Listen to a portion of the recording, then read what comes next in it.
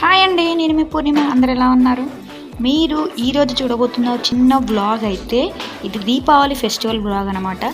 ఈ వీడియో మొత్తం మీరు ఫుల్ చూడాలనుకుంటే నా బయోలో యూట్యూబ్ లింక్ అనేది ఉంది, వెంటనే క్లిక్ చేయండి. నా యూట్యూబ్ దీపావళి వ్లాగ్ అయితే మీరు కూడా చూసేయచ్చు అనమాట. చాలా బాగుంది వ్లాగ్ అయితే. మీకు